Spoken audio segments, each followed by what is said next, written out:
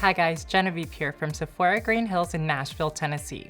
If you want to see how I create my pop of color eye, stay tuned. In this video, I will only be focusing on my eyes, so my complexion is already completed. My first step in this eye look will be to prime my eyes with the NARS Pro Prime Smudge Proof Eyeshadow Base in shade Light. I love that this one has a bit of color to it, so it's like a concealer and a primer all in one. This will just ensure that our colors really pop later on. I'm using the Sephora Collection number 57 Airbrush Concealer Brush to really smooth this onto the lids without looking heavy or cakey. It just makes sure that it really gets into all of the eye crevices. The eyeshadow palette I'll be using today is the Violet Voss Flamingo Pro Eyeshadow Palette. I'm starting out with shade Sand with the number 13 brush from Sephora Collection. I'm going to be packing this shade all over the eye. I really concentrate on the lid and the brow bone. To add a really pretty pastel blue wash to the eye, I'm using shade Ocean Front with the number 19 brush from Sephora Collection.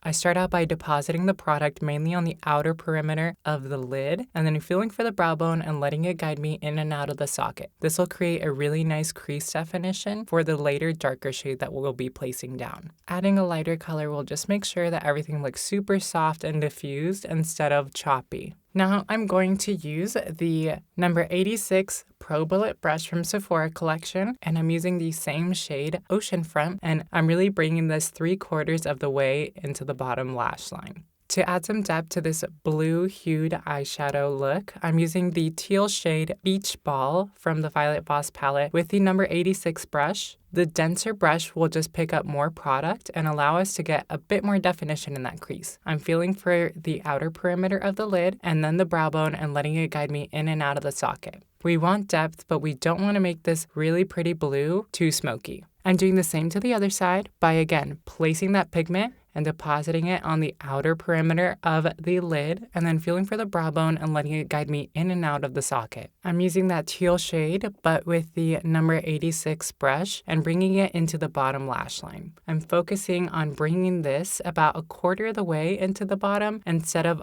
3/4 of the way like we did with the lighter blue. This will just make sure that we have that deeper definition on the outer perimeter without it being too smoky. Now I'm going back in with shade Oceanfront and the number 19 brush from Sephora Collection, and I'm hugging the outer perimeter of that deeper shade Beach Ball. This is going to create a really nice diffused look so it doesn't look like such a harsh blue. The pastel tone of that lighter Oceanfront shade will just help make everything look really pretty and soft. I start out by hugging the outer perimeter of the deeper color and then kind of just going all over and making sure it's all blended in really nicely.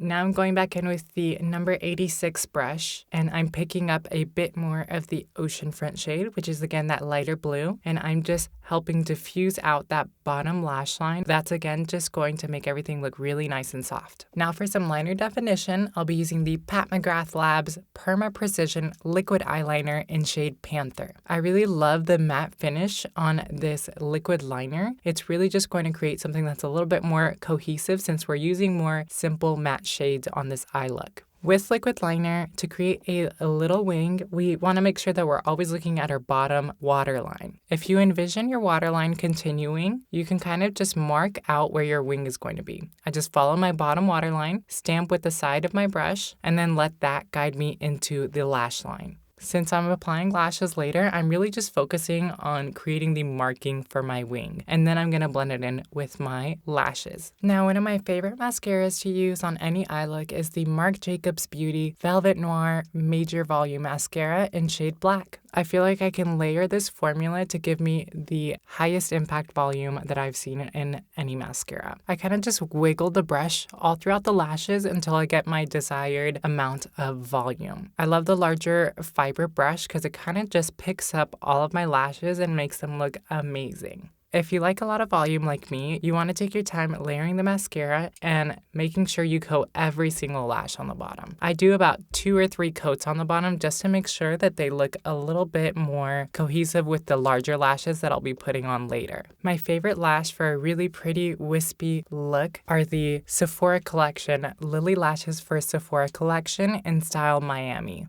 These are super durable, so I get about like 20 wears out of these, and I love that it comes in a durable box that you can just keep on your vanity. After I apply a thin layer of glue to the lash band, I wait about 30 seconds for them to get tacky, and then I apply them. Since I created my wing earlier, that's going to be a really great guide as to where I want to put my lashes. I line it up to the outer corner of my eye where my wing starts, and then I kind of just trail the band in, so that way it's not poking me on the inner corner of my eye, but it is just adding really nice volume to that wing. I continuously push this into the lash line until it's fully dry. I'm going to do the same to the other side, and once both sides are nice and dry, I like to start pinching them with my nails. You can do this part with tweezers or a lash comb, but I really like my fingers because I have a little bit more control that way. Now that my lashes are on, I just want to make sure that my liner looks really great with them. I'm going to basically just trail my liner into the lash line from the wing. This will make sure that the band on the lashes is really seamless and it looks nice and fluffy without any hard lines.